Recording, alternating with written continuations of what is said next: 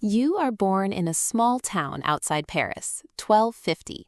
Your childhood is ordinary. You have a mother, a father, a little sister who follows you everywhere. You have skin like anyone else's. And then, sometime around your 14th birthday, a patch appears on your forearm that doesn't itch, doesn't hurt, doesn't heal. You barely notice it at first. The priest notices it for you. He doesn't touch you to check. He doesn't need to. He's seen this before, and the moment he sees it on you, your entire life quietly ends, and a different one begins.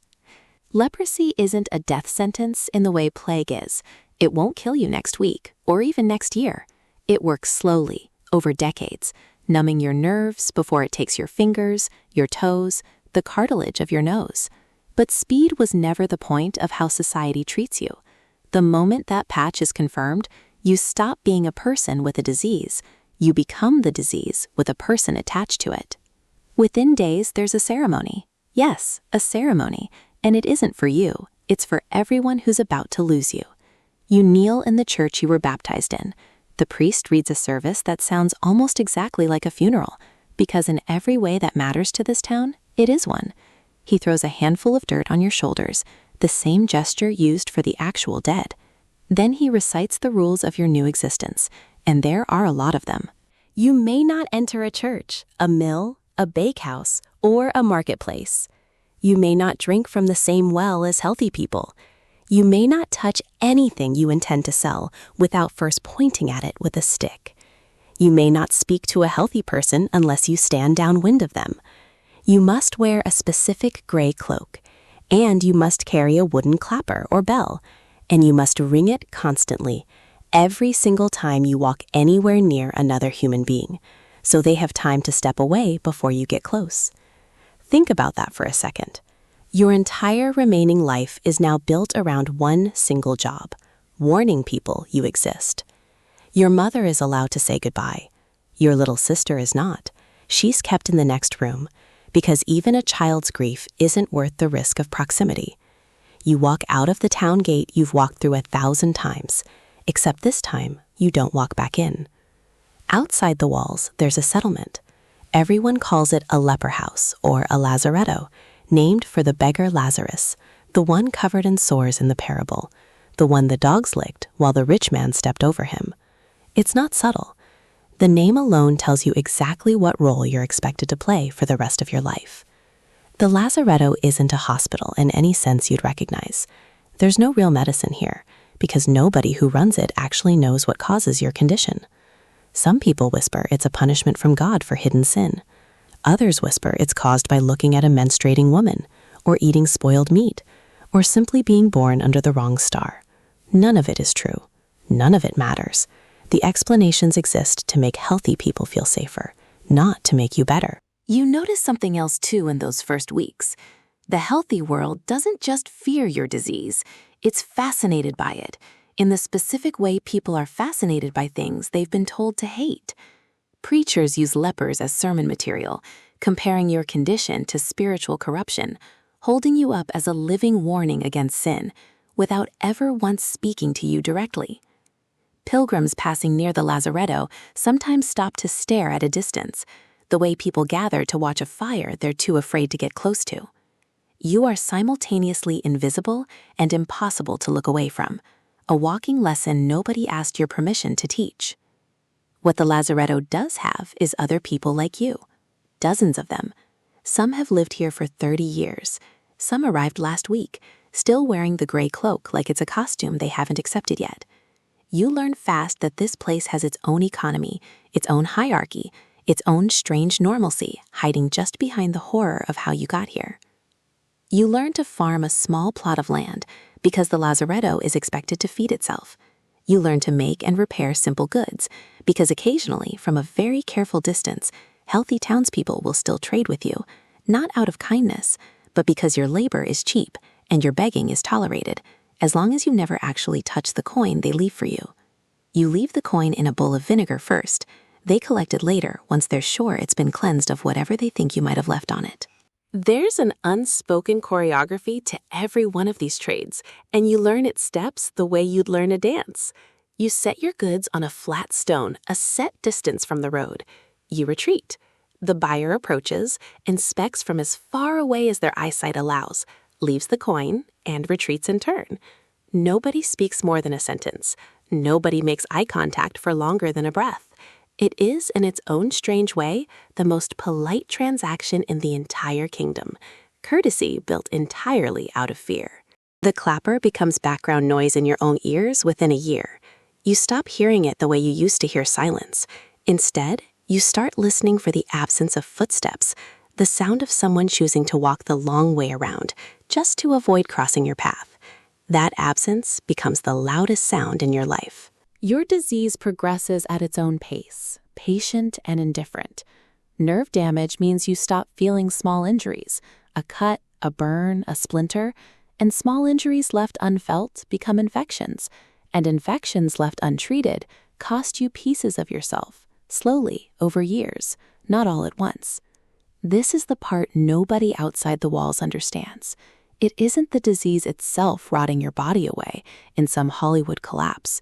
It's neglect, compounding quietly, one unnoticed wound at a time, because the nerves that used to warn you have gone silent. Think about what that actually means day to day. You could step on a nail and not know it for hours. You could rest your hand too close to a cooking fire and only realize your mistake by the smell. Your own body has quietly stopped being an early warning system, and nobody outside these walls will ever understand how exhausting it is to have to manually watch yourself the way you'd watch a stranger, because you can no longer trust your own senses to do it for you.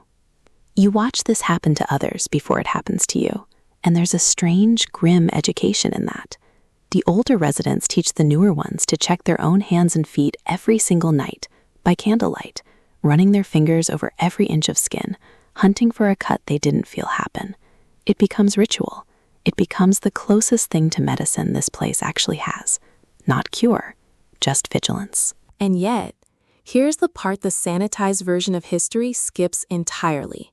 Life inside the lazaretto isn't just grief on a loop.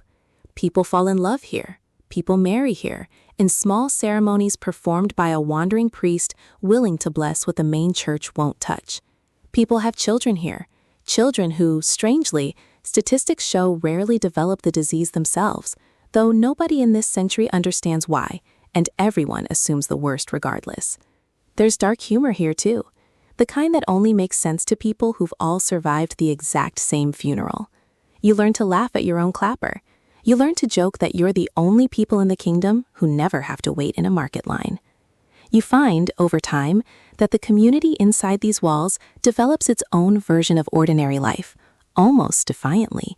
There are arguments over shared farmland. There are friendships that last decades, the kind built on nothing but proximity and shared circumstance, the same way any friendship anywhere is built. There are elders who are simply respected for having survived the longest, the closest thing this place has to nobility. None of it looks like tragedy from the inside. It just looks like a life, lived under conditions nobody outside would choose, by people who never stopped choosing to live it anyway. Some residents even become quietly famous for their crafts. A leper community in Paris is renowned, in whispers among healthy merchants, for producing the finest wool gloves in the region.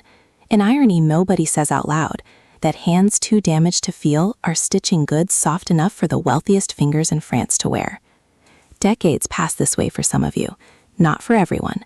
Many residents die within the first 10 years, from infections nobody up here has the tools to treat. But some live long, full lives inside these walls, growing old among the only people who never once flinched at the sight of them. Then, sometime in your later years, something starts to shift in the wider world, though you barely notice it happening. The Black Death arrives, and it changes everything, including how the healthy world thinks about you.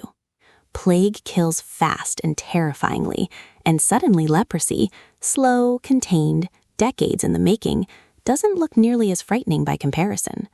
Worse, the plague empties towns so violently that there simply aren't enough healthy laborers left to maintain the strict segregation your entire life has been built around. Fields need workers, trades need hands. Slowly, quietly, without any grand announcement, some lazaretto residents start finding their way back into the edges of ordinary town life, tolerated in a way that would have been unthinkable a generation earlier. It isn't kindness, it's convenience. The rules that defined your entire existence didn't loosen because society finally saw you as human. They loosened because society had a bigger, faster horror to worry about, and yours simply stopped being the priority. You spend your final years watching the strict, ceremonial world you were exiled into slowly, almost embarrassingly dissolve, not from compassion, but from exhaustion, and a new catastrophe stealing all the attention. The bells and clappers fade out of use within a few generations. The gray cloaks disappear from historical memory almost entirely, remembered mostly through paintings and old parish records, footnotes in a story that mostly gets told about kings and plagues instead. Here's the quiet, bitter irony sitting at the center of your entire life. The disease that got you exiled, ritually mourned, and quarantined for decades was never actually as contagious as everyone believed. Modern science eventually proves that leprosy requires prolonged, repeated close contact to spread, something closer to years of shared living space than a single glance across a marketplace. The clapper you rang every single day of your adult life, warning people away from a threat that was wildly exaggerated, wasn't really protecting anyone. It was protecting a story people needed to believe about purity and punishment and who deserved to be inside the walls. You didn't do anything to deserve the funeral held while you were still breathing. You just had the misfortune of getting sick in a century that needed a visible villain more than it needed an accurate explanation. That's the pattern worth remembering, long after the clapper stopped ringing. Fear rarely waits for facts. It just needs somewhere to point, and for a few centuries, it pointed at you. It will always find a new target once the old one stops being useful, and it will always sound just as certain about the Newman as it did about you. If stories like this, the ones society tried to wall away and forget, are the kind you want more of, subscribe and tell me in the comments which forgotten role from history deserves to be uncovered next.